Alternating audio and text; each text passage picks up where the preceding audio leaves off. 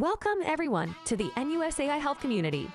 This initiative, brought to you by the Alice Lee Center for Nursing Studies, ALCUNS, at the Yon Lu Line School of Medicine, National University of Singapore, NUS, is part of the NUSAI Community of Practice, NUSAI-CA. Our primary aim is to educate healthcare professionals on the application of artificial intelligence, AI, in healthcare. This project is funded by the NUS Center for Teaching, Learning and Technology, CTLT, Teaching Enhancement Grants, TEG, FY 2023/2024. Within our learning community, we offer foundational AI knowledge and skills tailored specifically for healthcare professionals. We also promote collaboration and share AI-integrated teaching plans for healthcare education among local and international participants. Allow me to introduce the dedicated members of the NUSAI Health Community who contribute their expertise and enthusiasm towards leveraging AI for the betterment of healthcare. We also extend our gratitude to NUS Center for Teaching, Learning and Technology, CTLT, for their invaluable contributions towards funding and publicity, which have been instrumental in making our community thrive. But that's not all. Brace yourselves for our monthly webinars featuring expert speakers delving into AI and its myriad applications in healthcare industry and education. Additionally, our platform serves as a hub for learning resources and event updates, ensuring you stay updated of all the latest developments. And if that's not enticing enough, our YouTube channel hosts a wealth of training courses focused on AI in the healthcare industry and education. Don't miss out on the opportunity to be part of this dynamic community. Subscribe to our channel at NUSA Health Community and visit our website to stay tuned for exciting updates on our upcoming events. Good afternoon, everyone, researcher, educator, and all participants. Thank you for joining me for our webinar series organized by NUSAI Health Community. And my name is Pia Neobash. I am very happy to serve as your host today. Okay, I hope you hear me loud and clear. Okay, perfect. Yeah, so please be informed that today's webinar will be recorded and the recording will be posted on our website, which is including the NUSAI website, Instagram, and YouTube. So we have quite a few platforms there. So now it is my privilege to introduce our speaker, Dr. Neil McNulty. He's a product lead at Delta Analytics and AI team at Cambridge. He has experiences in driving innovative technology and education projects. His current focus is on exploring the potential of generative AI to enhance internal content development processes and support teacher and ministry externally. Okay. Today, he will deliver a webinar entitled AI-Assisted Assessment.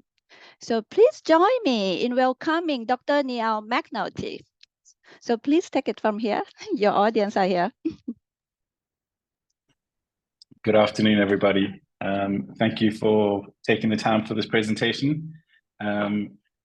Just a bit more information on myself. So I am, as mentioned, a product lead at Cambridge, and we are a non-teaching department of the University of Cambridge. So we work with developing assessment and content material, as well as working with education ministries globally. So this session has been conceived as a knowledge sharing session. So, I'm really just sharing work that we've done over the past few years, hopefully with a potential to either inspire you or generate some discussion or some content as you may think necessary.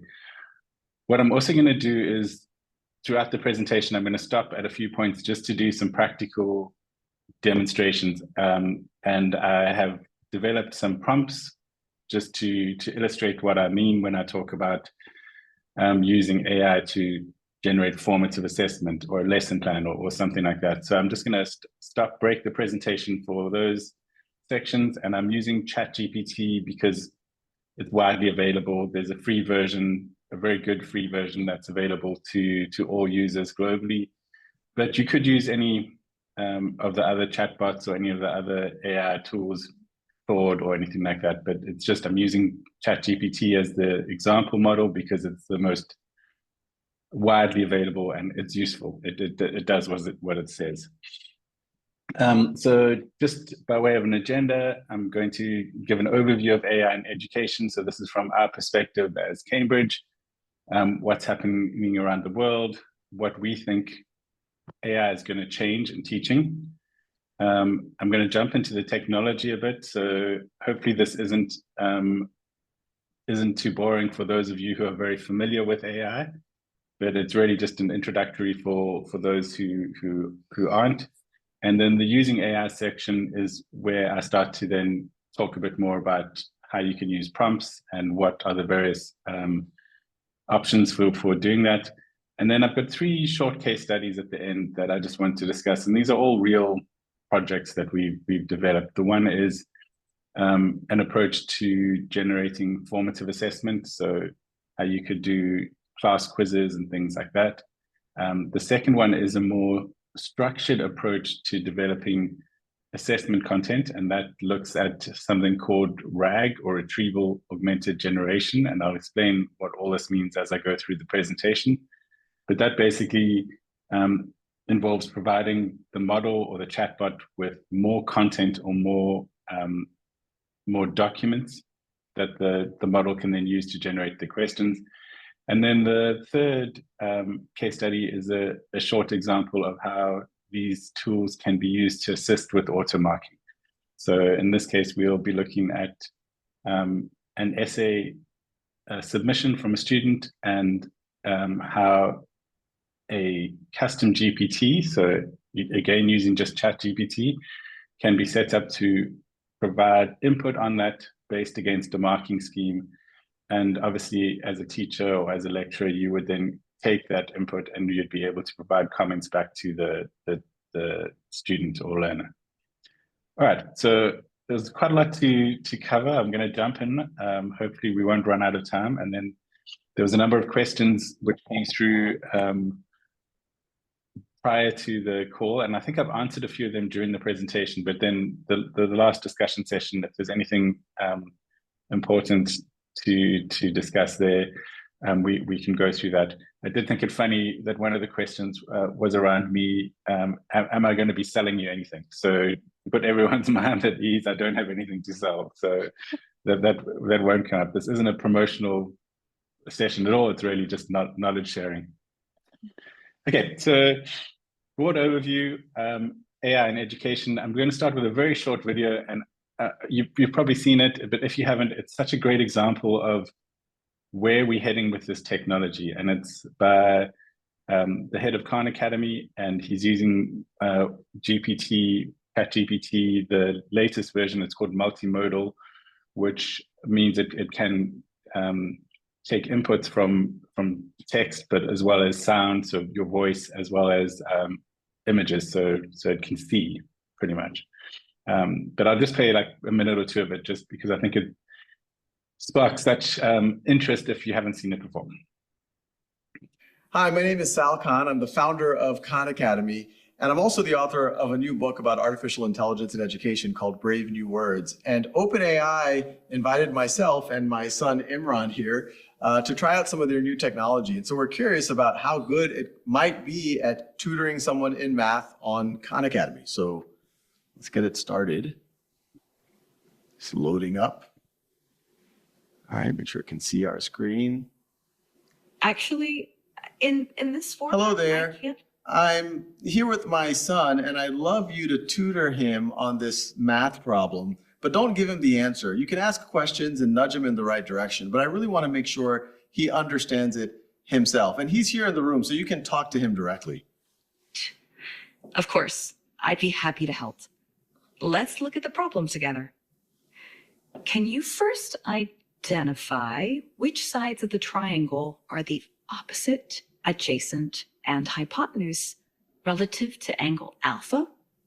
All right, so I'm pretty sure this is the angle alpha right here, right? Perfect. That's correct. Now, looking at the triangle, which side do you think is the hypotenuse? Really, Remember the hypotenuse? I'm not totally sure. I think I think it might be this one, but I really am not sure. This side AC. You're close. Actually, side AC is called the adjacent side to the angle alpha. The hypotenuse is the longest side of a right triangle and is directly opposite the right angle. Can you find which one is the hypotenuse? Oh, Okay, so I'm going to stop it there. And the full video is available on YouTube, but it raises lots of interesting questions for me around how is the future of tutoring or teaching going to unfold. You can see at the beginning, Sal gave the model a prompt, so instructed the model on how to interact with his son as a tutor. So we'll talk a bit more about prompts and how important they are. But this is technology that's available today. It's not, something looking into the future. We can talk to these models. They can talk back to us. They can understand us. They can see the screen that the learner is doing his interactions on. So it in my mind is a clear indication of potentially where this technology is going. So if I were to think through a teaching scenario, it would be amazing to almost have a flipped type classroom where a learner or student is working with a model such as this, a tutor at home to understand key concepts and skills, and then can come into the classroom with that knowledge and run practical exercises or collaborative learning or some kind of more active learning in classrooms. So I think it opens up a whole host of opportunities for that type of teaching to unfold. But yeah, very interesting times. Obviously, Sal Khan is a leader in this field with Khan Academy first, and now with Khanmigo, which is the AI assistant. Okay, so quick overview of where AI is being used in education at the moment. So teacher admin, helping to assist with all the admin associated with teachers. And there's various tools at the bottom I've put down here. I mean, Microsoft Copilot is one, which if you use Microsoft is available as part of some of the packages. Lesson planning and enrichment. This is the big one that I've been using or playing around with. How can you help to augment teaching? So one of those is through helping to develop more structured or engaging lesson plans. And you have probably heard of Magic School, which is a very big startup in the US, and they provide a lot of support with lesson planning. But you've also seen non-traditional education players such as Canva making a big move for teacher support and lesson planning. Lesson delivery, that little logo at the bottom is Khanmigo, which is the Khan Academy AI assistant. So this is for AI tutoring and then supporting teachers for delivering lessons. Student assessments is a big one. I mean, some of you may recognize that logo Kahoots at the bottom, but this is like automatic assessment, but also adaptive assessments where assessments can change depending on the results that a learner has given to previous questions. And then professional development is a really interesting field as well. So SIDME is actually a tool where you can record yourself teaching, and then it analyzes that video and suggests places for improvements in your teaching practice. So, there's a lot of interesting things happening, and you can see it's a wide range of use cases. It's not just content generation or, the sort of more basic approaches we are familiar with. Okay, so then just to look around the world at what's going on, I'm just going to do a very brief snapshot. You can see globally there's a lot going on. The US is pushing the National Educational Technology Program, which has a number of teacher development components around AI and EdTech, and they've got a series of playbooks that they've developed on how to use AI in the classroom. And obviously in the US, you've also got a very innovative NGO sector. And again, Khanmigo is the one I'm going to mention there. Just moving across the bottom, Kingdom of Saudi Arabia has released a national framework for artificial intelligence, digital learning. It's very extensive. It's a good read if you want an overview of what's happening in the space. In the United Arab Emirates, they are in the process of rolling out pilots of AI tutors in their schooling system. And they also want to build a system or a system readiness framework so they can evaluate how ready a system is for AI. Australia has just finished a quite large pilot of a AI tutor, which has been developed around their curriculum with a lot of guardrails, so to protect learners, and then to allow safe delivery of a curriculum content. And so far been quite successful. They finished it this month, so I'd be interested to read the report. In Singapore, you may be aware, there's approaches from the Ministry of Education to build an AI strategy, and that's then coupled with a data approach. And in fact, I met someone from the department at some training in Cambridge a couple of weeks back, and we had a good conversation about that. South Korea, you may have seen the AI textbooks that they are moving ahead with, and they've got a whole program for curriculum and teacher training. India is developing a number of local language LLMs, so chatbots that can work in local dialects. And then in South Africa, they are looking at how they can embed values in their curriculum content. So yeah, interesting areas are happening all over the world. It seems it's something that is, I think, going to just grow as we continue. Okay, so across the education system, I'm going to quickly run through this. It's not just the responsibility of a teacher or a lecturer. Government needs to put policies in place. They need to develop ethical guidelines. If you're a school leader or manager, you need to be aware of different implementation strategies. And obviously you have to develop your staff, which is one of the things that this seminar is doing. Teachers need to think through how AI changes their pedagogy and get familiar with all the tools available. And then learners or students need to become literate in AI. They need to develop critical thinking skills, as well as to be aware of academic honesty. You can't just use these tools and say it's your work. And then just larger in a society, parents need to be aware of AI's role in education. So supporting their child's AI literacy in whatever way they can.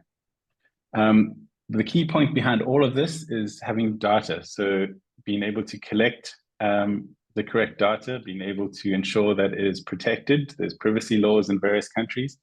Being able to analyze and integrate that data. So data becomes very strategic in any AI project. And just on the right side, you can see what the uses of it could be. You could develop personalized learning paths. They could be important for early interventions for at-risk students. And then from a system-wide point of view, you can be aware of where you need to allocate resources. So if you're looking at an overview of an education system, you can identify areas for optimization. Just very briefly on this, I'm not going to go into it in detail, but UNESCO has just released an AI competency framework, and that's for students and for teachers as well. And they released it, in fact, this month at the Digital Learning Week. So you can go and download that if you're interested in reading about it. It gives an overview of the competencies required for teachers, and then also obviously for students as well. And I think it's a good framework to build up any institutional framework or any other national framework as well. Okay, so very brief introduction. Now, to jump straight into how I think AI is going to change teaching. So one of the obvious ones is personalized learning. So when you have a large data set that is being collected, you can then start to do things with that. So more and more, we're going to see these adaptive learning platforms where content and assessment is then tailored to a student's performance and can be then adjusted as that student progresses through this learning pathway. Potentially, there's a lot of benefits to these platforms. You've got tailored material for students. You can scaffold and support them as they move through understanding new concepts. And potentially, it's a more efficient use of study times. So I think this is going to become a really big thing in the next few years. An idea behind the changing curriculum. So what happens to our curriculum when content is freely available through these chatbots? We need to maybe then start thinking about focusing on skills. So these 21st century skills, which have been around for a while, very much a topic of talk, critical thinking, problem solving, creativity, innovation, data literacy, and I've added to that AI competence as well, and then collaboration and communication. And you'll see that these tools become even more important when engaging and working with AI LLMs. So with chatbots, you need to be able to communicate clearly in order to get something that you need from these tools. The other thing to mention is that, if you think cleverly around it as well, you can actually structure assignments and projects to use these AI tools to develop these skills. And there's been some interesting examples of that happening with university in the States so far. Language learning, this is a very obvious use of this technology, and Duolingo is a great example of how it's been effectively used as well. You've got personalized vocab and grammar exercises. You've got intelligent writing assistants. So I'm not sure if anyone here uses Grammarly, but tools like that use AI to improve your writing. And then you can actually use pronunciation feedback, which Duolingo does quite well. What I also find quite interesting is that it can be used to preserve and teach local languages. So if a government or a region decides they would like to protect local languages, they can then invest in LLMs to actually develop content in those languages, which is happening in India with I think it's a project called Bharat GPT, but they have a focus on local dialects. Augmented teaching, this is an area of particular interest to me, and this is around AI-powered lesson planning tools. So how can you support teachers with lesson planning? It's something that they need to do on a regular basis, daily basis, weekly basis, and how can you then make sure that their lesson plans are aligned with the curriculum? How can you suggest good resources to use in that lesson? And then importantly, and I'll show an example of that later on, differentiation strategies for diverse learners. And then there's a lot of work being done around virtual teaching assistants as well, where you train a digital twin. So as a lecturer, you'd have a digital twin, which you would provide information around your approach to teaching and mentoring.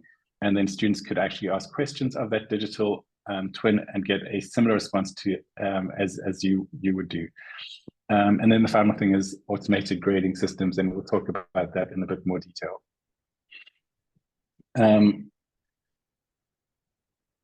What else it does, or this sort of prevalence of data, is that it allows for this approach to decision making. So you can get learning analytics dashboards where you can see how students are doing, how classes are doing, and these are then, if connected to an LMS, real-time results that you can then make decisions on. Or if you're feeding data into it on a regular basis, you can then start to see trends and start to see predictions and forecasting for when there could be at-risk students when there might be a need for resource allocation. So all these tools become very useful, and this is more for the management layer in education, the sort of school and university leaders.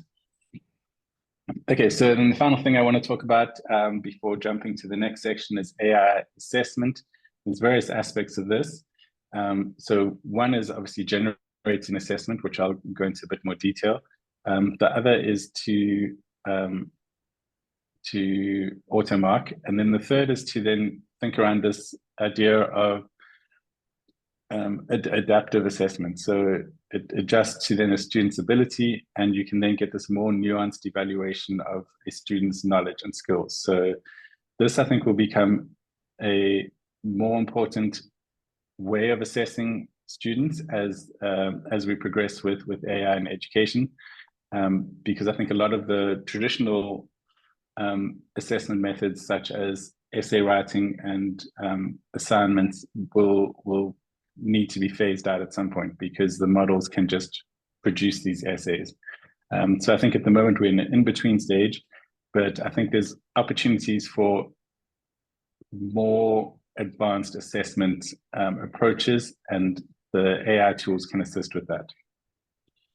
Okay, so jumping into the technology, just aware of time, and there's a lot I want to get through, so I might just highlight some of these things.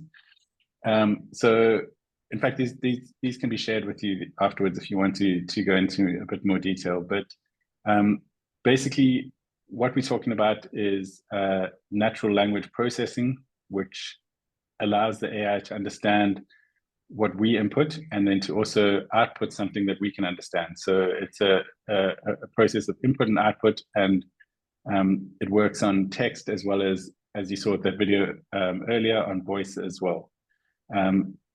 The other interesting thing about these AI models is that they can improve their performance based on new data. And that's one of the approaches I want to talk about later on.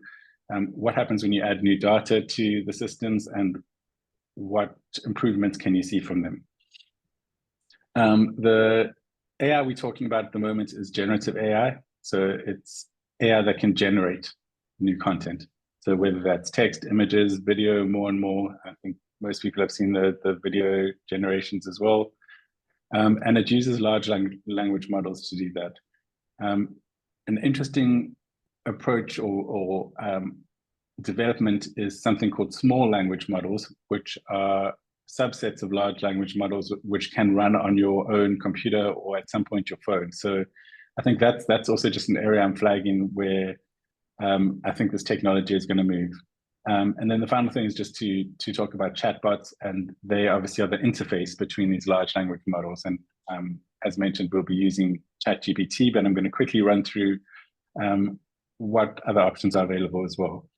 So ChatGPT, there's a free version, which is GPT-4, and the paid version is actually now GPT-4o. I needed to update the slide. That's how you access it at the URL over there.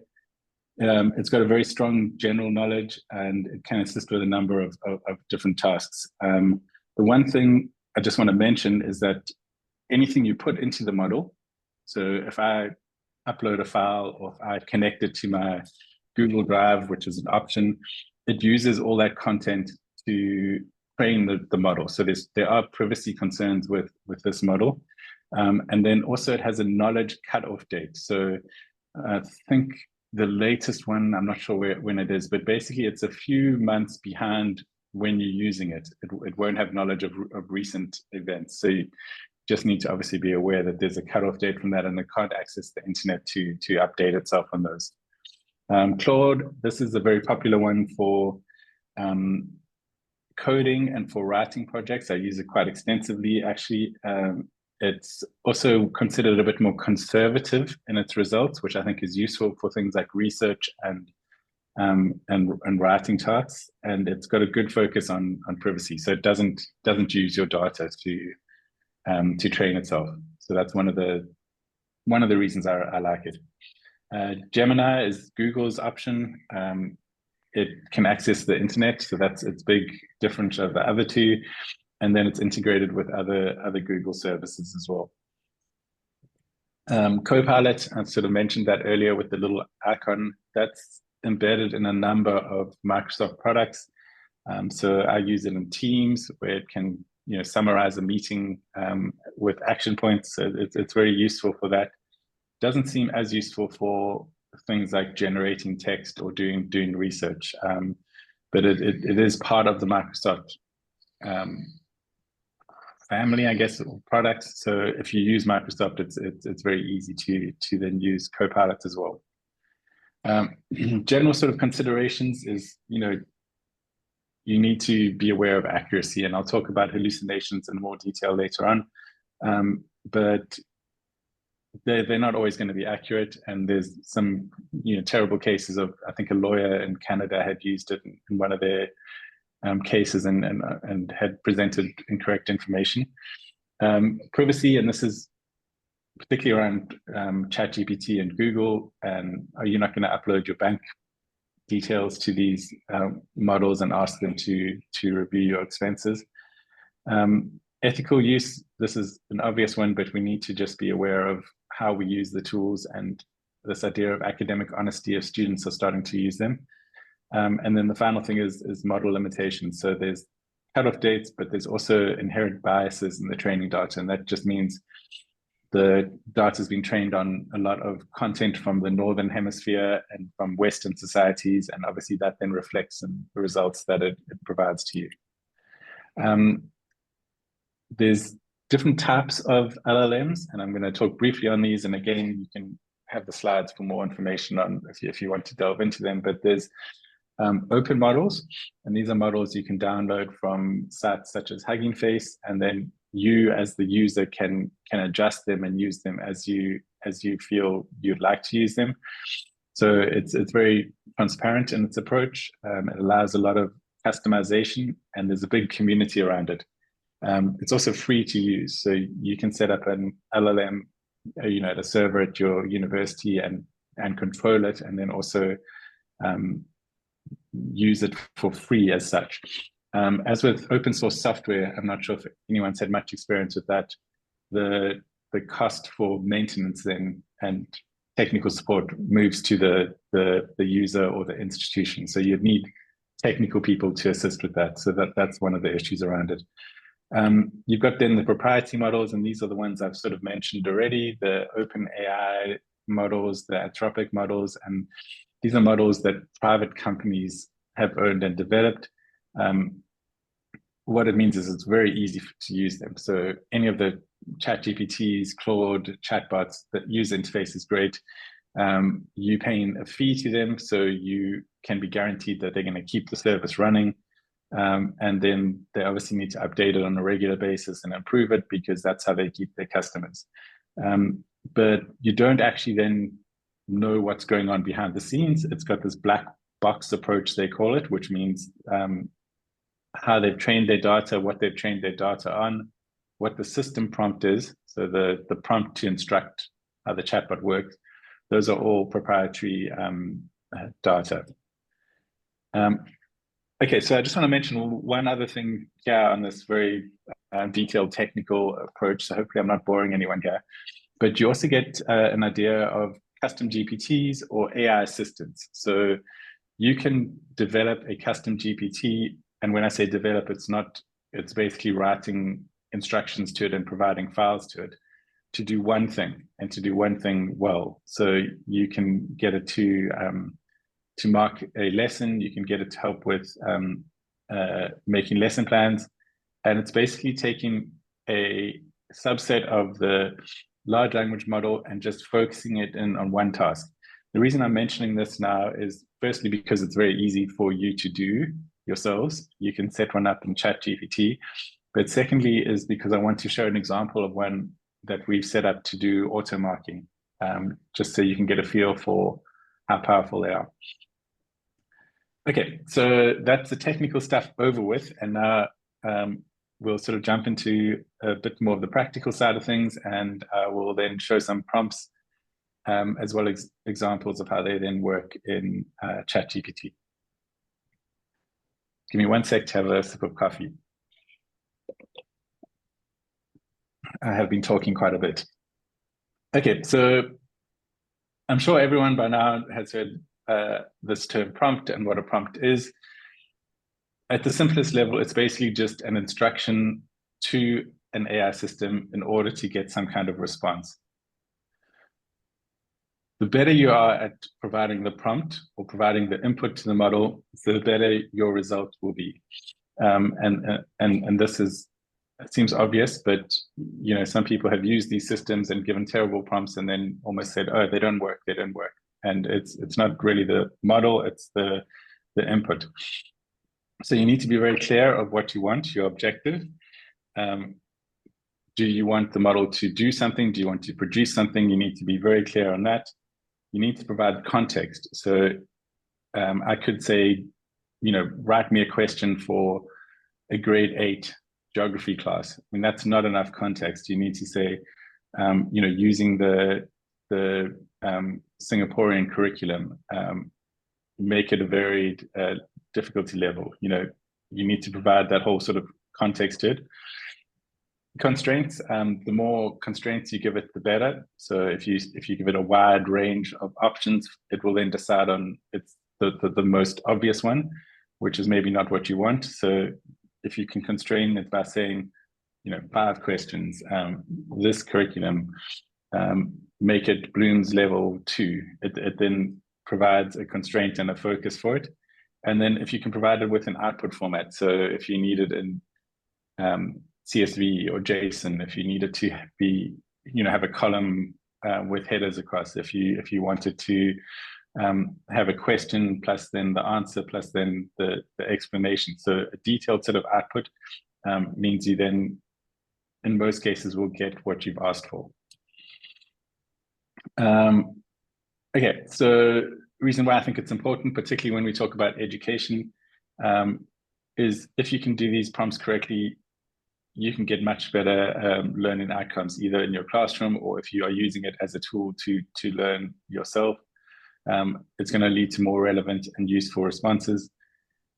It's going to save time. So I've got a prompt library of prompts that work really well, and I just copy and paste them in. So well-structured prompts, I don't have to then go through a whole process of discussing with the model, this is what I want, please refine it. I've got a good prompt and I go with it.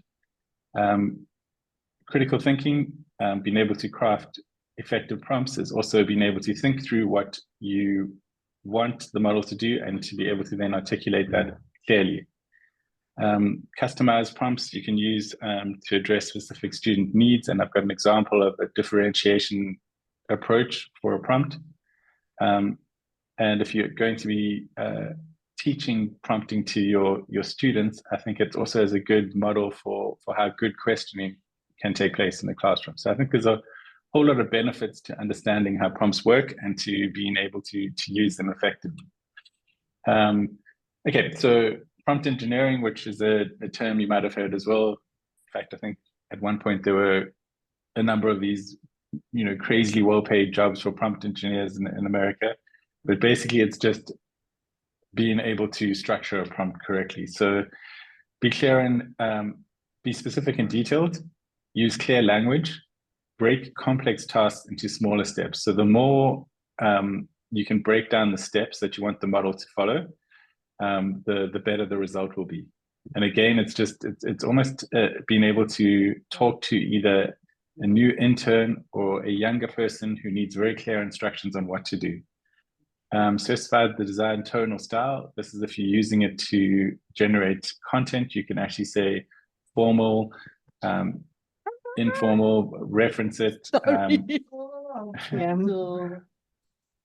What happened there?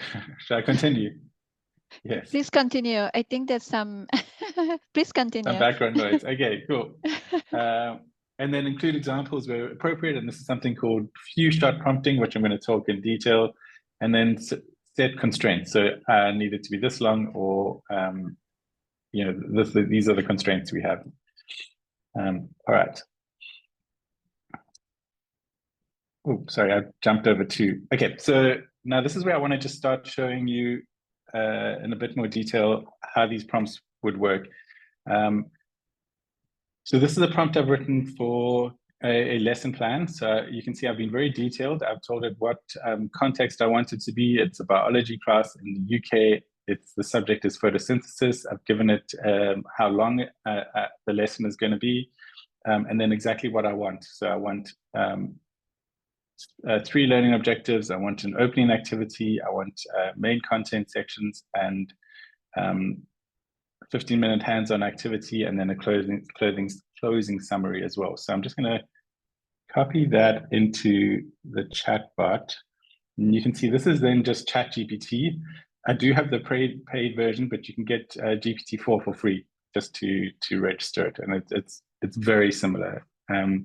Okay, so I've just taken that prompt, I've put it in, and set it to go. So it's now working with its own training data. I haven't provided it with any more information except for the prompt.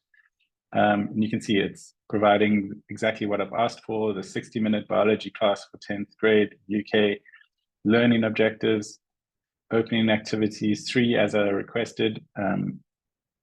Opening activity, it then sort of provides guidance on that, including timings, very useful. And imagine if I put a curriculum in or a textbook in, you can then obviously get very specific to that content that you've added. But this is just to show the example of what you'd get with a detailed prompt, but out of a base model. Main content section 2, this is the second part I'd asked for. Hands-on activity. And then a closing summary. So as a teacher, I would use this as a sort of guideline. So I probably wouldn't just copy and paste this directly into my lesson planning document and teach it as is. I would be looking at this as a very good approach to structuring a lesson, and then I would be adapting it for my classroom. Maybe I have 20 students. Maybe I want to use the internet for some section of the class delivery. Maybe I don't want the practical activity. So the idea is that you can use these tools to generate ideas and then to adapt those to your own teaching practice. Okay, so that was the first one. What was the next one? Was generating discussion questions. So, and again, you could put in, I know this is that I should have maybe tried to put in more health-oriented ones, but that's not really my background. But you could change the content to be related to your discipline as well. So this is one for discussion questions. So I've asked for 5 questions around George Orwell's 1984, and it's a 12th grade English class, so it's pretty high level I'm asking for. And then I've asked for the questions to address these 4 areas. So the theme from the novel, requiring analysis and interpretation, which is then obviously, if you think about it, it's a higher level of Bloom's. Encourage students to make contemporary issue connections and be open to promote diverse perspectives. Okay, so I'm going to go back to the model. I've copied that prompt. I'm going to make a new window, a new chat. And the reason I'm doing that is because if you do an old chat, it keeps the history of that chat and brings it into your conversation. So it's best practice to always just do a new chat unless there's some information you want to keep from the old chat. So this is just a prompt then to get the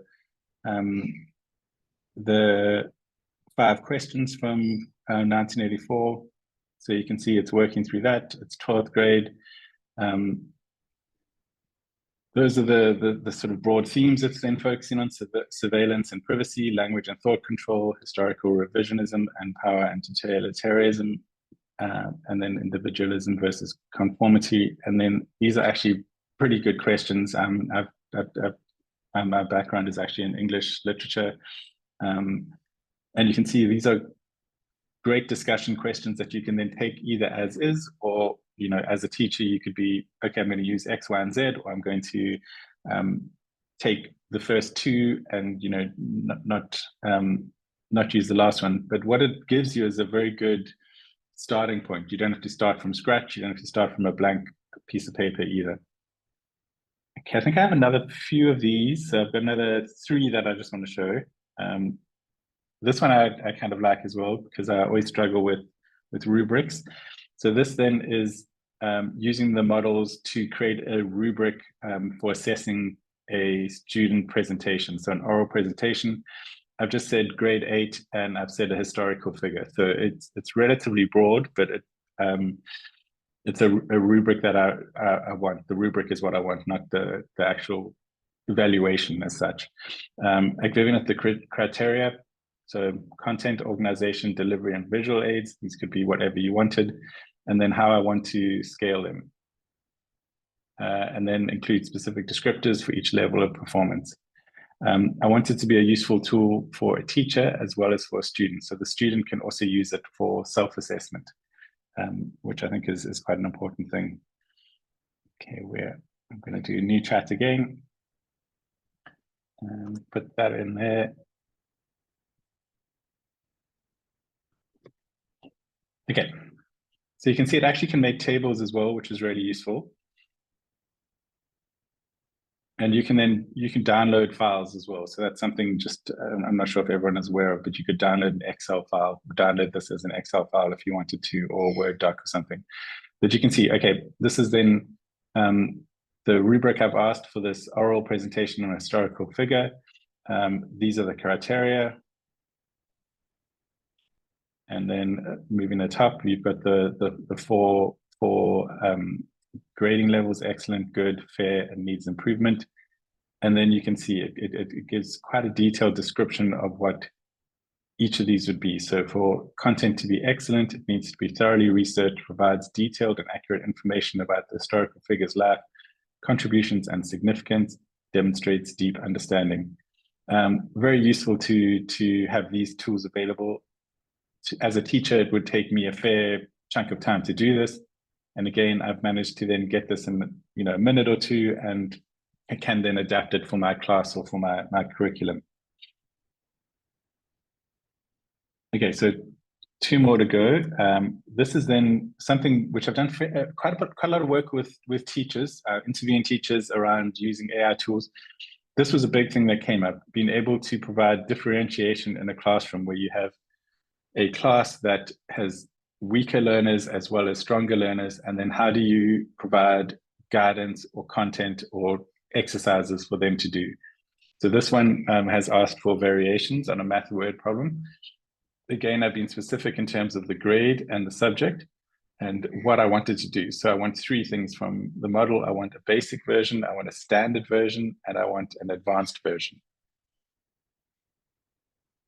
Back to the model, and I'm just going to click on new chat.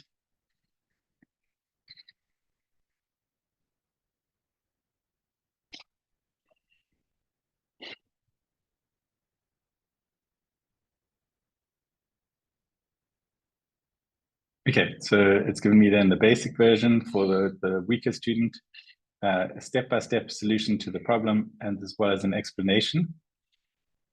For the standard version, which is the expectation of a standard student, it's then providing the problem and the step-by-step solution, and then an explanation for that. And then it's adapting for the final version for an advanced student. So you can see it's a more advanced problem. There's the step-by-step solution, and there's the explanation. So this is something that teachers, particularly teachers I work with, struggle with. And I think it's a skill that needs to be developed or needs to be taught more fully at universities to these teaching staff. But this is something that they came up with again and again, that they would like support on how to differentiate.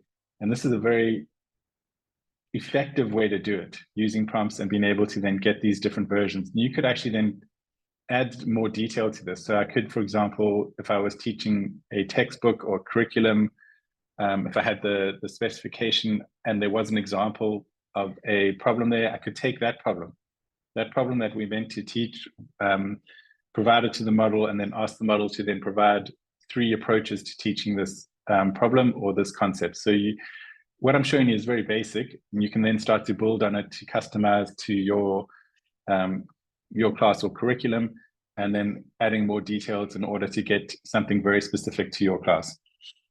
Okay, and then the final little prompt I want to show is just a formative assessment one. So this is something which I'm going to go into a bit more detail, but something I've had quite a lot of success with. So I've asked for 10 multiple choice questions. I've asked for it to be a 9th grade class on World War I. And then I've asked for a range of difficulty levels. So easy, moderate, challenging. You can provide information on what those are. A mix of fact recall and analytical thinking. So that's, looking at the different levels of Bloom's. And 4 plausible distractors I've asked for, and then an explanation of the correct answer. And then just jumping back to the model, making a new window. And this would be great for like a quick, class quiz or, exit sort of ticket, just to see if the students have understood what's being taught. It gives you the labels, easy questions. It gives you the question plus the distractors and the key, tells you what the key is, and an explanation of why it is correct. again, the caveat here is that you need to obviously know what the subject is and be able to check this as a teacher to confirm that everything is correct. But very easy approach to setting up a quiz. You've got your 10 questions, which you can adapt and change for your classroom. Okay, so I'm going to show some more demos as I go through the presentation, but I just want to then start talking about a bit more concepts, so back into a bit of the theory.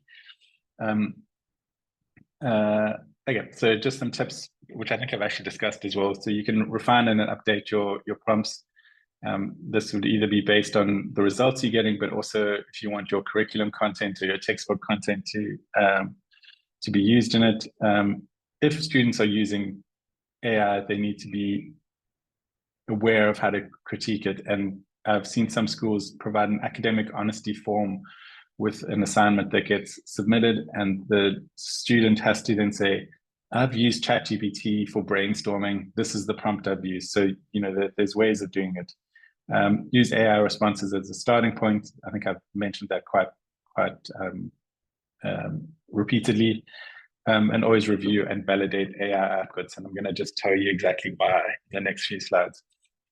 Okay, so just some what can be considered more advanced prompting approaches. So the one is this idea called few-shot learning. And that's where you provide a model or a chatbot with examples of what you want it to do. So it could be 1 or 2 examples. But what it does is it then focuses the model and trains the model to then output something very similar to what you've given it. So say, for example, we use the lesson planning example. If I had 4 or 5 lesson plans that I've done before that are really well put together, I've done them in my style for my classroom, I can upload those to the model and provide it with this training data and then instruct the model in the prompt to generate lesson plans that are similar to the ones that have been uploaded, following the same style and approach, but with different topics. So that's the idea between few-shot prompting, it's called. So it's a prompting technique. You can actually also do it in the prompt. So you could provide an example or a number of examples in the actual prompt. So you're writing out your prompt and then you say, example 1, and you give an example of an assessment question, example 2, another example of an assessment question, and then it actually learns from what you provided with it. If you don't do that, it's called zero-shot prompting, which you're basically then relying on the model's training data, which is in most cases okay. But few-shot means you can focus in on what you wanted to produce. So a few examples here: automated essay scoring. If you can provide the model with some examples of sample essays with the grades, as well as a prompt, it then can use that to grade additional essays. Language acquisition. So if you can give some examples of student responses, it can quite easily then identify the different proficiency levels of that student. And then, as I mentioned in the example before, customized lesson plan generation. Okay, the other concept I want to talk about is an idea of providing the model with a lot more information. So it's called Retrieval Augmented Generation. The acronym is RAG. And basically this means providing the model with a knowledge base that it can then use to generate content or to generate outputs. So this is very useful when, as an organization or an institution or a teacher, you have a data set that you want the model to work with. You can make that available. I'll show you a very simple way of doing it with ChatGPT, but it then basically searches the data set and includes that in the prompt's context before it generates a response. So it's a very effective approach to create content that is similar to content that has been created before, and content that is very focused on a certain curriculum or some sort of document. I'm not going to go into too much detail here. I mean, we can share these slides and I can go into information about RAG for forever, but just aware of time.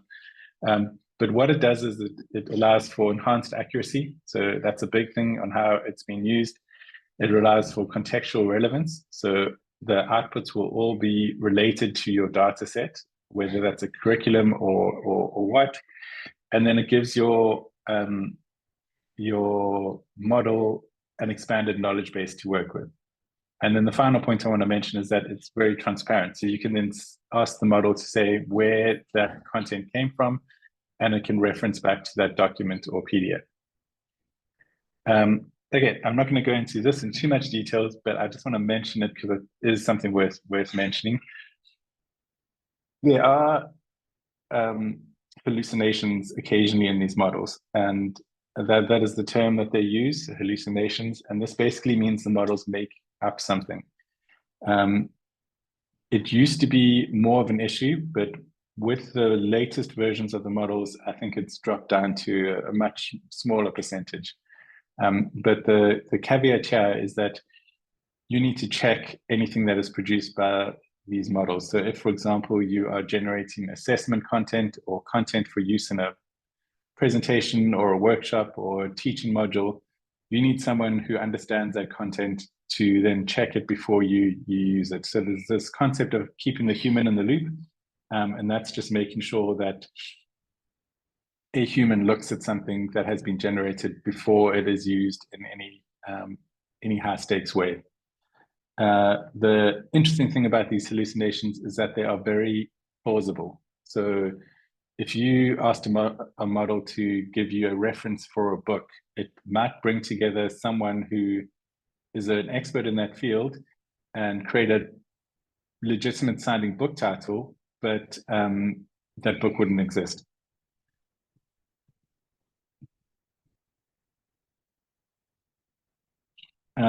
Okay, so just a bit more information on why these AI models hallucinate. Again, I'm not going to go into detail in this, but it's here on the slides. But this is a problem, and it's a recognized problem that people are working at. One of the ways to resolve it is to do careful prompting, and the other way is to use tools such as RAG, which I mentioned earlier, which then provides a data set to the models.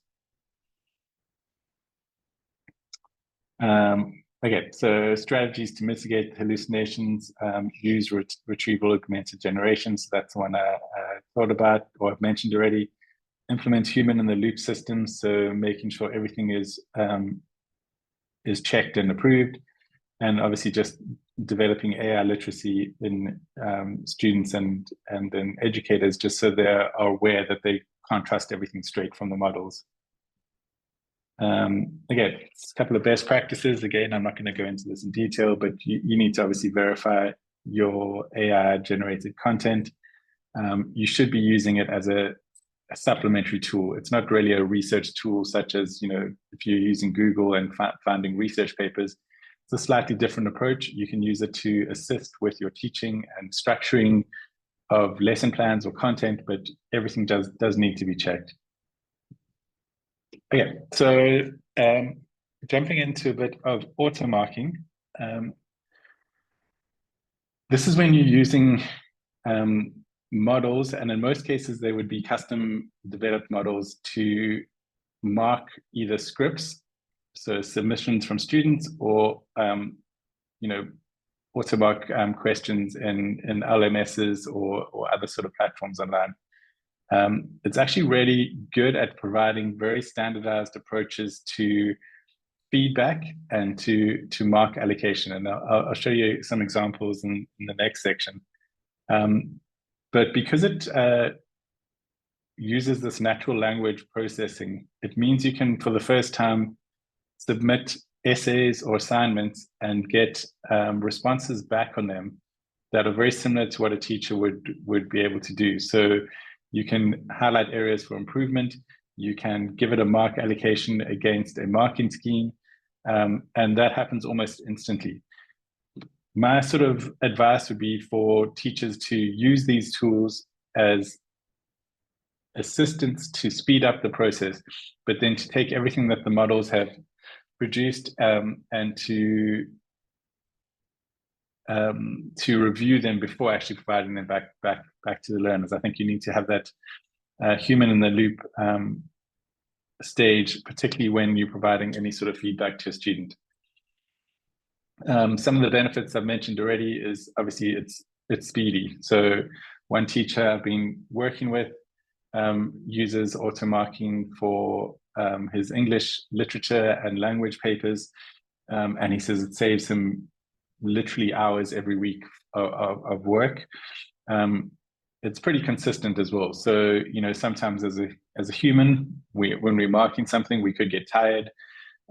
We could get annoyed with an approach that someone has written to structure, or approach someone has used to structure their essays. So there's all those human factors which can affect consistency. The other one is scalability. If you have very large classes, if you have online classes where you have, you know, hundreds and sometimes even thousands of learners, you need these tools to assist with it.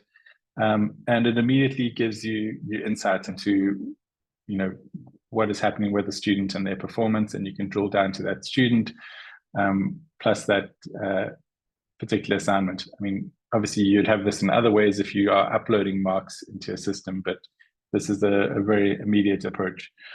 There are some issues around it. Some are around the fairness issue. So as I mentioned earlier, there's algorithmic biases in these tools, so you just need to be aware of that. And technical challenges, you need to have pretty good IT infrastructure in some cases to get these systems going. The other thing which I haven't mentioned here is just the privacy concerns. So you need to, if you are uploading content, student data to models, you just need to make sure that you're complying with all regulations available. Okay, so I covered some of this already. Best approach is actually a hybrid approach. So I would not push something into a ChatGPT or another model, take the results out and send them straight to a student. You need the human educator to review and make decisions around that. I mean, you should also be quite transparent with students, and this is more of a policy thing. You know, are you going to tell students that you're using AI to assist with your marking? That would be a decision for your institute. Human oversight, so human review of these AI decisions needs to take place. And if you are doing this, you need ethical guidelines on how you would use AI in assessment. So this is more about policy level, being able to provide guidance to educators. And then diverse training data, and this is where you could use something like either a RAG approach or a few-shot approach, where you provided past exams that have, or assessments that have been marked, the results, and use that as a source to then build up your own auto marking tool. Okay, I think the last few slides in this section before we get into the case studies, which I want to spend a bit more time on, are around plagiarism, ethics, and privacy. Plagiarism is a huge issue, and it's growing rapidly with any sorts of assignments that are take-home assignments or essay writing assignments or anything like that. And this is where students could take the question, put it into ChatGPT or one of the other tools and get an essay or an assignment out and present that as their own work. So there's some tools which say they would identify plagiarism. So Turnitin is one, your institution may use another one. They are not that good at identifying AI generated text. So that's where there is a problem. And particularly if the student has done some work on that generated text before submitting it. So if they've just generated in AI, there's some dead sort of giveaways, you know, American style spelling would be one. Certain words, I think it uses words like delve, for example, which we don't commonly use in our in our communication. So there's a few things you can check to see if it has been generated by AI. But if you have a clever student who's done some work on that, it becomes very difficult to actually identify AI generated models, content, sorry. So I think the sort of onus then moves to the student, and this idea around academic honesty and being able to be proud of your own work, and then also being able to track how you've used a model. So if you have used one, you need to then say, I've used it to generate ideas for this assignment. This is the prompt I've given it. This is the model I've used it, and being willing to acknowledge how you've used that content.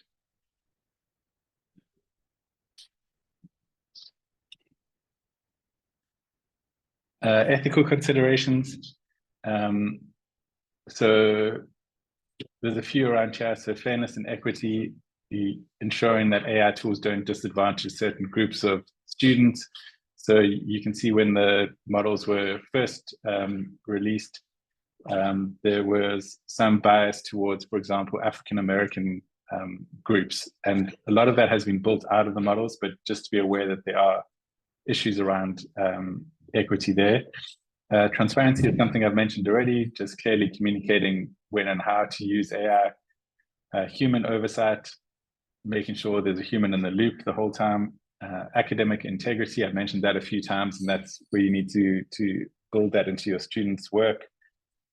And then the last two, bias mitigation. So just being aware of biases and then making changes to either how you're prompting them or providing different content to that.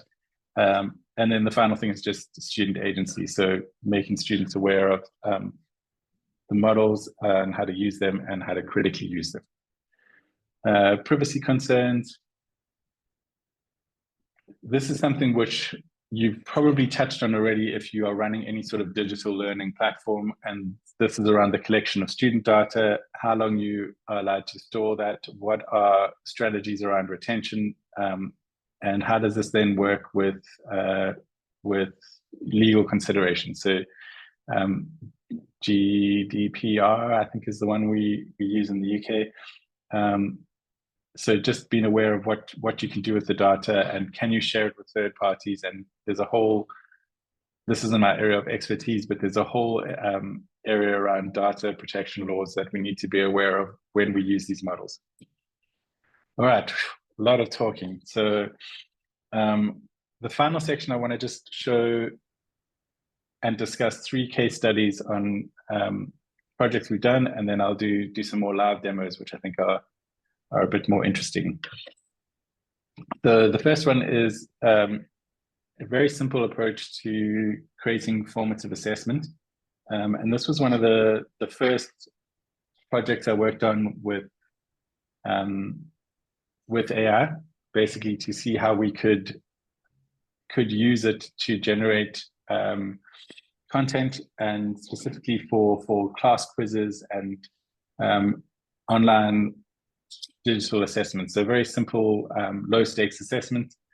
And the approach we took was to input the curriculum and the topics of the grade, subject, and curriculum. So for example, it could be the CAPS curriculum, the subject is maths, and the grade is 3. We then also specified which Bloom's taxonomy level we wanted to target. Chose the question types, so multiple choice, short answer, long form answer, whatever the question types you needed for that. Set the difficulty level and the number of questions needed, and then generate a prompt to get these questions generated. And this approach is called the 0 shot. So I sort of mentioned a few shot prompting before, where you provide a number of examples and you say, this is what I want you to do. Here is the example of how to do it. This is a 0 shot approach, where you basically just provide a prompt to the model, and the model then generates something based on its training data. It's very quick to do. It's very easy to do. It's actually quite customizable. So there's a lot of training data already in on different curricula, and you can generate a variety of different question types.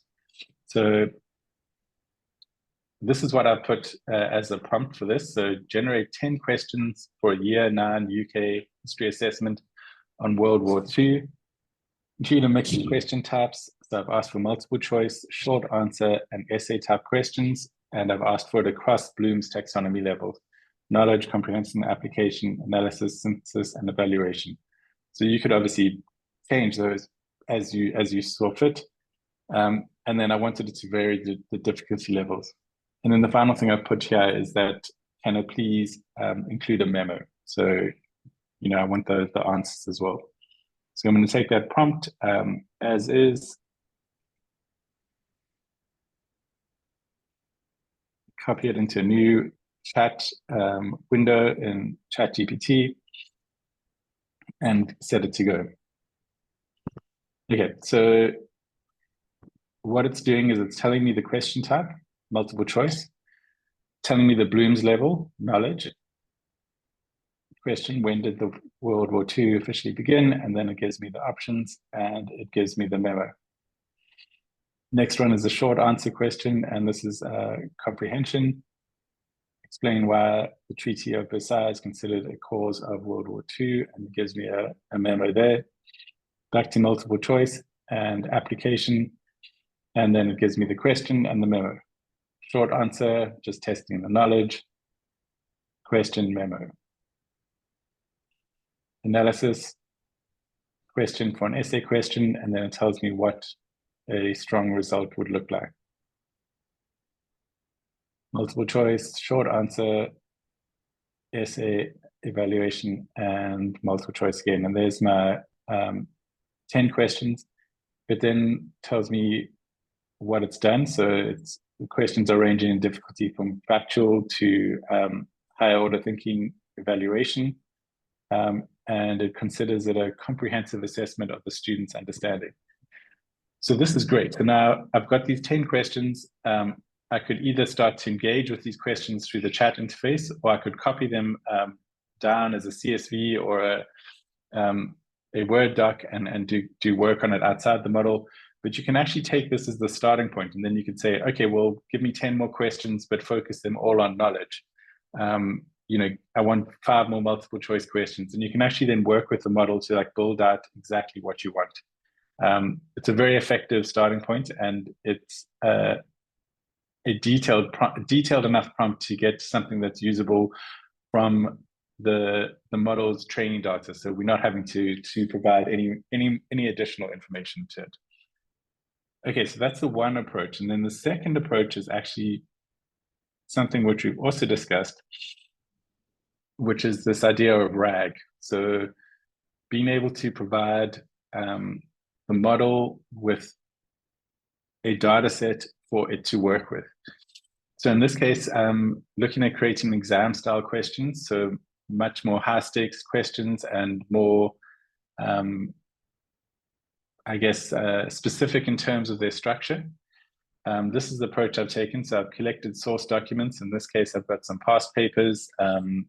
It's for a maths GCSE course. So I've got the past papers, I've got the specimens, so the syllabus for it. I'm going to upload those documents to the RAG system. And in this case, I'm just going to show you the example uploading documents to ChatGPT. You can have a more structured approach to this. If you're using Azure, for example, you could have the documents available in something called prompt flow, and then you'd have a whole data set and a whole sort of structure that you set up to do this. But for quick and easy examples, you can actually use ChatGPT, which has a document upload function.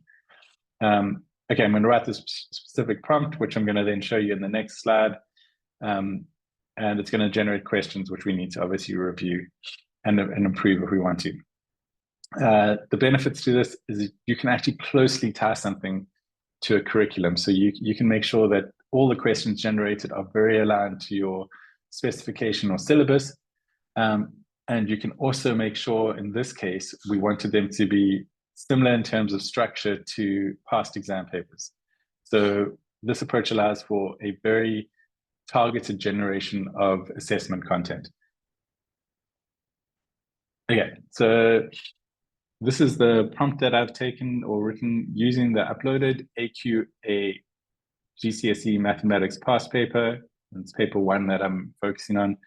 Generate 10 new exam style questions. These numbers are relatively arbitrary in the sense that if you wanted to, you could generate 100 questions. But the more you get the model to use, there is a window where it will stop generating. But we found the sort of limitation is actually in the human being able to check the content that's generated. So we generally have been doing about 30, 40 questions at a time, and that's because the subject matter experts who need to review the questions, that's all they could do in the time allocated. So, I mean, it's an interesting side note, I guess. Okay, so ensure the questions are similar in style and difficulty to those in the past papers. So I'm getting it to look directly at the past papers and cover key areas outlined in the specification. Okay, so we're going to take that prompt. We're going to go back to ChatGPT. We're going to add the prompt in there. But now what we're also going to do is we're going to attach some files. Okay, so I've got a couple of files here. In fact, I thought I had 2 question papers. I've got a question paper, I've got a mark scheme, and I've got the specification for the subject. So I'm just going to upload them all. Ideally, I would probably have more question papers. So I actually thought I had 2 question papers, but the more you can provide it, the more targeted the output is going to be. So in this case, in a sort of ideal scenario, I would have then between 2 and 3 question papers for it to refer to. At the moment, I've got the 1 question paper, I've got the mark scheme, and I've got the specification or the curriculum doc. Okay, so let's set it to go. It's obviously reading now through these question papers.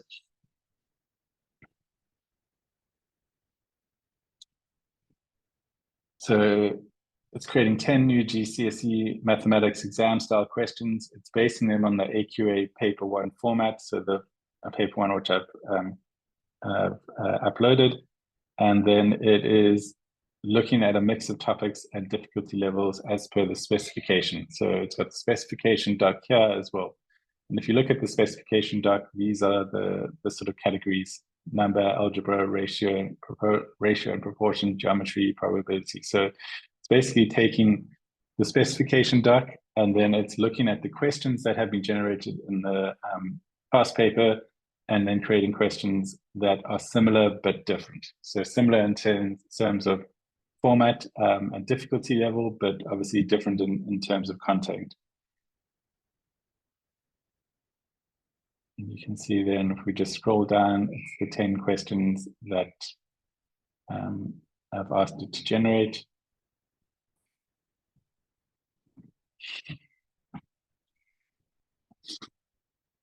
And then you could ask, so then this is the sort of one of the benefits, and I mentioned when I was talking about the RAG approach.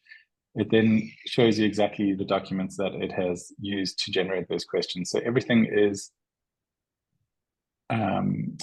referenceable from this generation. And then I could start then working through this and say, oh, and I would like 5 questions, under geometry. I want more statistics questions, and then you can build up enough questions to have some kind of test or exam or class test that you'd want, and then you can ask the model to then export these questions as a Word doc. And that then should give you a document you can use and adapt and bring into any sort of content system that you wanted to. For example, you could also export as a CSV, which could be imported into some kind of assessment management system. Okay, so there's the Word doc that you can then download, and you've got a question paper of sorts sitting right there. I'm just going to open it quickly before I move on to the final case study I want to talk about. Wow. There you go. So it's a very useful tool for actually generating usable content. And then particularly if you're using this approach, it means that the hallucinations would be very limited because you're referencing back to existing PDF content and existing stylistic approaches to generating these questions. All right, so the final thing I want to just talk about is Dr. Neil, can I ask you a question? Yeah. Yeah, So sure. yeah, just to clarify. So basically you have a set of questions in the file, then you upload them and ask the ChatGPT to review those questions, and then they just generate a new questions? So yes and no. I'm going to just explain it again. So you've got questions in the past paper. So let me actually open the So file. the PDF file that you uploaded, that containing the order. Yes, that's one are all existing questions that you produced earlier. Yes, so this is in the AQA mathematics past paper. I see. So you can see it then has a number of questions in here. I see. And we are uploading that as an example of the types of questions and the way questions have been written. So the sort of format of the questions. I see. And then we're also uploading the specifications, which is the syllabus doc for this subject. So you can then see number, algebra, geometry, probability, statistics. It's then taking all those sections as well and then generating questions. Wow, that's amazing. That's really amazing. So you found, yeah, wow, that's quite great. So the ChatGPT can actually do that. It can do that. So the reason I'm using ChatGPT is just because it's an easy tool to demonstrate things in. Got to. But it's basically the concept is the same if you were to take it into a more institutional approach. So for example, you could also use this technology to generate a small app that lived on your intranet that is accessible, via your intranet browser, and then it would produce similar things. I'm just using ChatGPT as an easy example, but the technology can be deployed in a number of different ways. Okay. Yeah. Thank you. And some of them might be more secure for your needs. Yeah. Agree. Yeah. Thank you. And likewise with the informal assessment and with the auto marking I'm going to show you next. I'm just showing it to you in ChatGPT because it's an easy tool for demonstrations. But you can, with not a huge amount of effort, recreate the approaches on an internal server or an internal website, and then use that as a tool for your institution. Got you. Cool. All right, so the final thing I'm just going to touch on briefly is auto marking, and this is specifically looking at essays or like larger sort of literature submissions, assignments, and things like that. So what we've done is we've collected examples of previously written assignments that have been marked. So we have then provided the model with examples of marked essays. So this essay got a 28 out of 30, for example, and these are the comments associated with it. So a few examples of that. We've also provided it with a marking scheme and then a prompt to guide the interactions. And now what I'm going to show you is how if we upload new content, so it's got an example of old content that has been marked. It's got an example of the marking scheme, and then a prompt to tell it what to do with all of that. And then if we upload new content, it's going to then run through that new content and provide it with a mark and some feedback as well. So this is a really useful approach to get consistent and quick feedback on submissions. So again, as I've sort of flagged a few times, I wouldn't think you'd copy and paste the results from this tool into an email or a feedback form for the student, but it would be very useful to take the feedback as a teacher and say, oh, this is actually good. I'm going to take this part of it and this part of it. This part I don't know if I agree with. And so it becomes a tool for using or for providing feedback to written assignments. Okay, so I've used a custom GPT assistant to do this. And this is what I discussed earlier on. And it's a very simple tool, but basically it means I've taken the prompt. So based on the provided examples of the marked essays and the marking scheme, evaluate the following essay. So I've asked it to provide a mark and provide specific feedback on areas for improvement, and then what it should focus on. And what we've given the model, and this is a ChatGPT custom GPT, is a couple of sample essays. We've given it the marking scheme, and now I'm going to provide a new essay to be marked. Okay, so let me just open the essays quick. I've got two examples. One's a narrative writing piece, and one is a literature piece.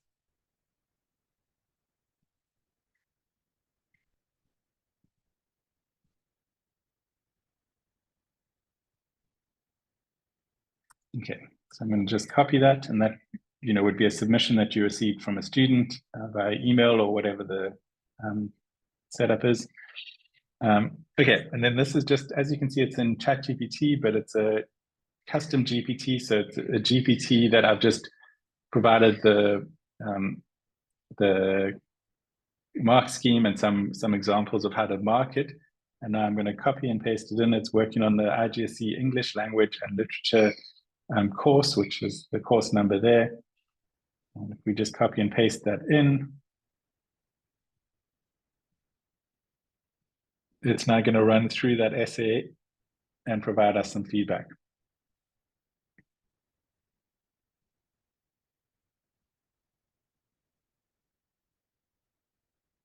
Okay, so it's read the essay, it's read it according to the marking scheme, and then this is the feedback it's providing. These are the strengths, so it's got an engaging interaction, emotional depth, strong imagery, character dynamics, and then obviously gives an explanation of why it thinks all of this. And then it gives areas for improvement. And this is all then related directly to the mark scheme. And then it gives an overall assessment. And then again, it's sort of working now according to the mark scheme that we've provided. So you can see this is a very, very quick feedback loop for some submitted material. It's, I'd say, pretty consistent. I've tried it a few times with different content, and then useful. So it doesn't just tell you what's wrong with it. It tells areas for improvements as well. Okay, so this is then one example, and then I just want to make a new. Let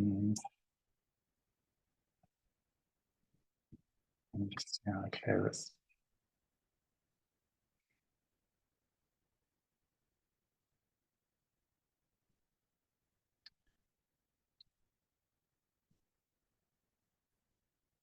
Okay, and then I'm going to then provide it with a literature assignment, which it's then going to review as well. So again, I've just copied and pasted in. You could actually upload the file as well. That would be another way of doing it. And click go, and now it's going to read through the essay that was submitted.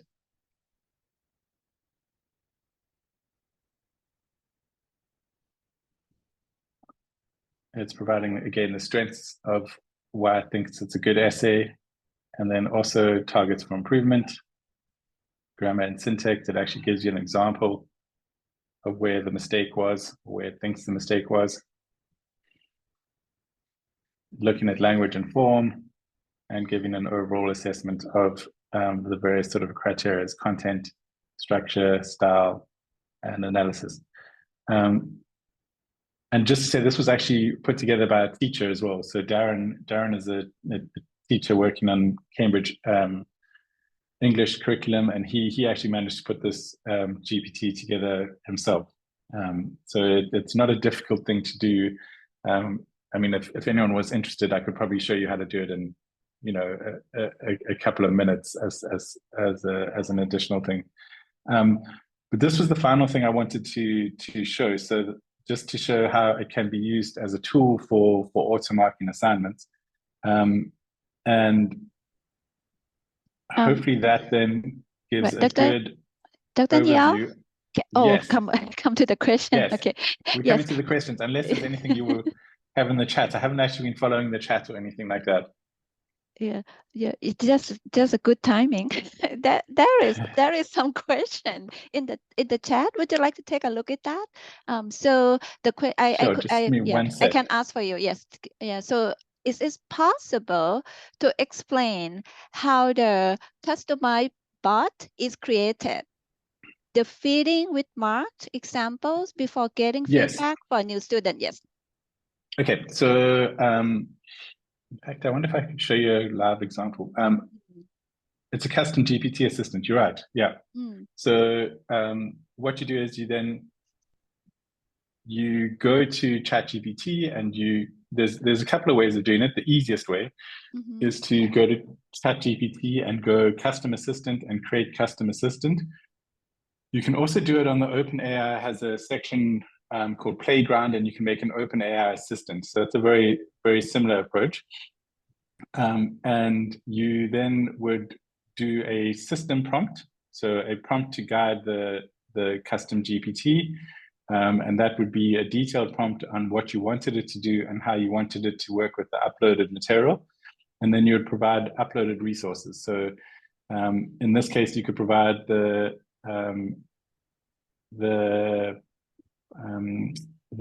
mark scheme, as well as potentially the syllabus or the specification if you wanted to.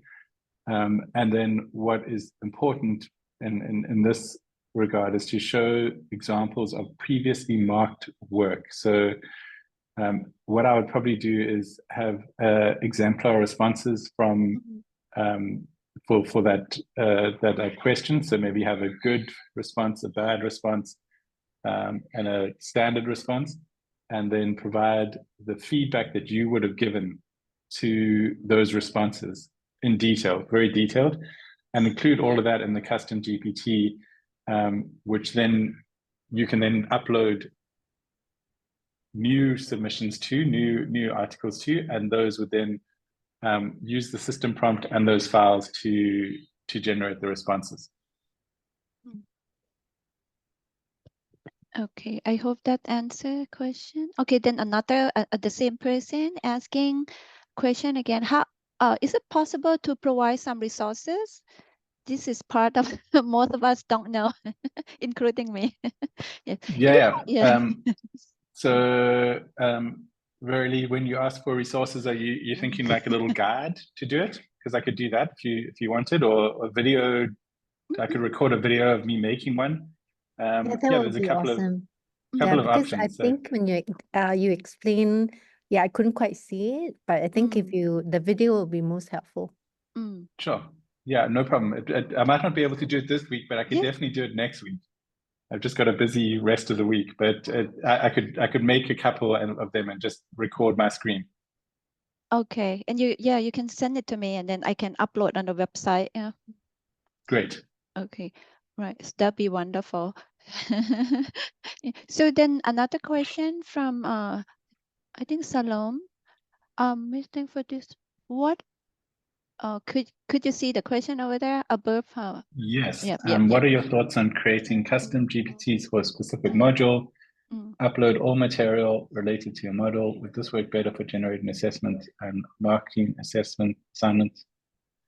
I think it's actually not a bad idea. Would the custom GPT be for you, or would it be for your learners? For you, I think it would be a very useful tool, because you could then chat to your course material and ask it questions and add content where you wanted some feedback from. And again, I can show when I do that little video, it would be a very similar approach where you just take the custom GPT approach and upload your content and have your own private. You can make it private. You don't have to make it accessible to everyone, where you could then work directly with your uploaded content.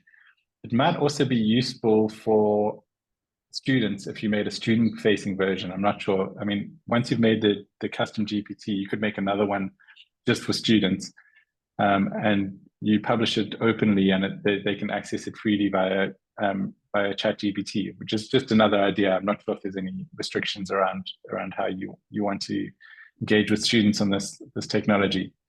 There are, I think, most learning management systems would offer some kind of integration. So I don't manage any myself, but I assume there must be, for example, Moodle must have an extension or something where you can start to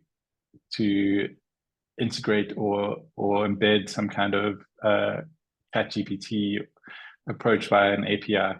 So if they're not doing that yet, they'll be doing it very, very soon. So yeah, maybe chat to your LMS provider and see what they say. Okay, thank you. Yeah. Yep. Oh, there's another comment. Okay, do let me know where we can access. Okay, that of course. She another comment question there. Let me know where we can access the resources. Okay, so what I would do, we have for the NUS AI community, right? AI health community, we have our own website. I will share with you a little later.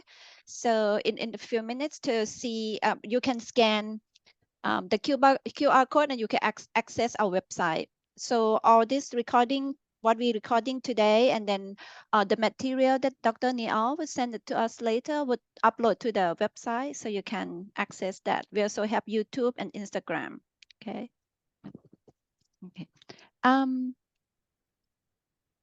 Are there any questions from are there any more questions? Okay. So some.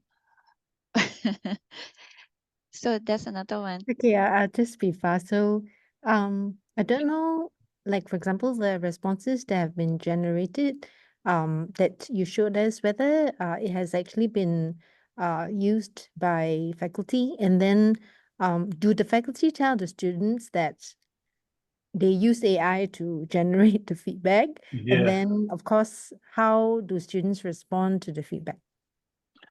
Okay, so I can answer the first part of that question because I know for a fact that the teacher who was working on this is using it as a tool to provide feedback, and not, he's taking the feedback and then adapting it and sending it to students.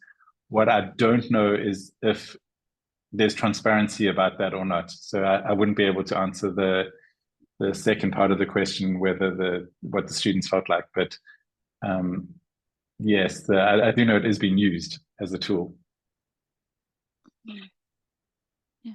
So regarding the transparency, I probably speak on behalf of National University of Singapore. So here at NUS, when we plan to do some use AI in order to teach or also plan assessment, we probably need to follow the guideline like that. The guideline, there was a strict guideline, and then we need to seek permission from the HOD before we start using it. So that's probably respond to some question regarding transparency. So the answer would be like, we have to really know the policy of the university before we implementing it. No. Yep. Yeah, that would make sense. Yeah. Right. So are there any question from the participant? Okay. Seem like maybe one last question, since I didn't see any question from the chat, and then maybe one last question from the participant that sent to us earlier, Dr. Niall. There's one question regarding the reliability and validity. Yes. Yeah. You have any advice on how to ensure those two issues: reliability, validity, and quality of the assessment? And I know you mentioned a bit, but yeah. Yes. So, I mean, there's a couple of things that I would mention here. The one is that using this RAG approach, so using an approach that is grounded on existing material, so being able to say, here are the past papers, here are the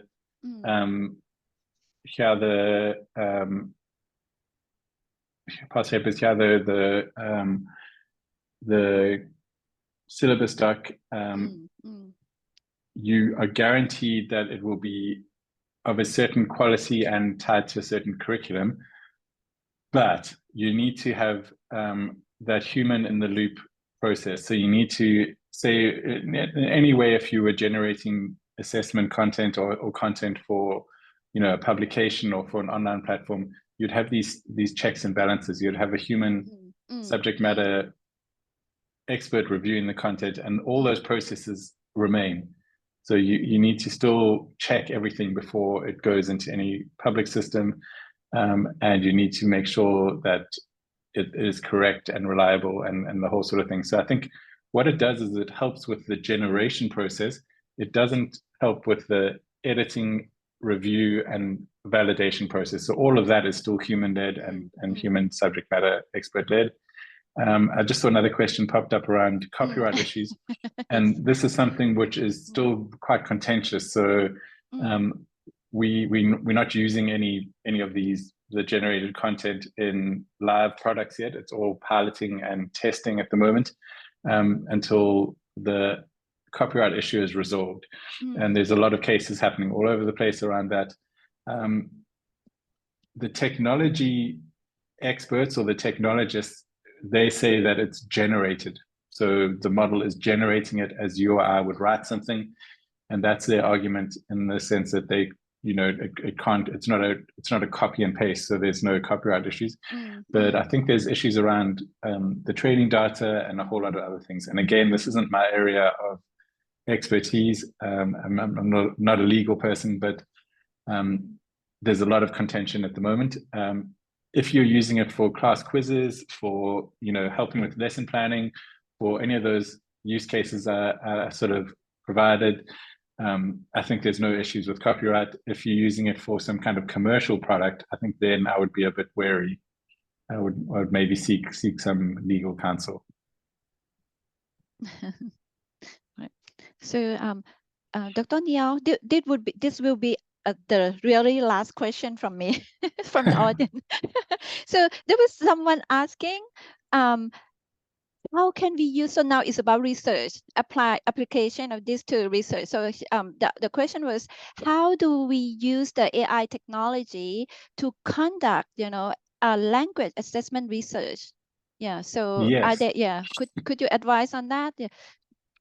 So there's actually a number of very focused tools that are being generated around research and research at a higher level, at university level. I can see if I can find a link to this. Someone was following on Twitter who was putting up a lot of information around that. But what they do allow you to do is to, if you use them cleverly, to process a lot of data. So you could upload, papers or data sets or anything like that you wanted to analyze, and ask for it to identify patterns in it, or ask for it to identify connections between different papers or things like that. So I think it becomes quite a useful tool for research, but you obviously need to know exactly what to do to get it to give you the results you want. It's not an area I've looked at, but I have always thought, if I ever do another degree, it would be something I would probably look into detail, because I think it's would be a very useful tool. All right. Yeah. Okay. Thank you so much for your excellent presentation. Yeah. I maybe speak on behalf of the participant. I think we learned a lot from your presentation. Yeah, and a lot of clear example that you show us is quite useful. So thank you very much for the excellent presentation. Okay. Right. So before we leave for today, yeah, I'd like to share something before we end for today. I like to share. Oops, not this one. Okay, hold on. Okay, I like to ask you to, for the participant, please provide us some feedbacks. Okay, so there's a QR code here. So would you, if you provide feedback, would be very wonderful for us. And there's someone asking about where can we access the website. So this is the, on the right side is the QR code that to go out to our website and the other social media like Instagram and YouTube channels. Okay, and just to advertise for the next few seminar in October, we talk about AI applications and another issue on ChatGPT and ethical consideration. December, we go with the AI-driven mental health education. And in January, we're talking about the power of AI to drive medical, innovation. So that's the thing that I'd like to share. Okay, so I stop sharing. And again, thank you very much, Dr. Neil, for being with us today, and we'll keep in touch. We probably need to seek your help in the future regarding regarding the assessment and AI in education. So we'll make contact with you soon. Thank you Great. so It was much. lovely to meet everyone, and I'm more than happy to continue the conversation at some other point. Yeah.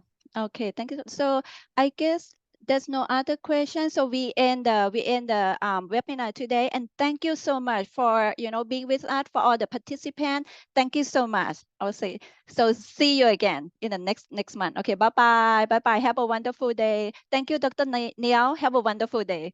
Bye bye.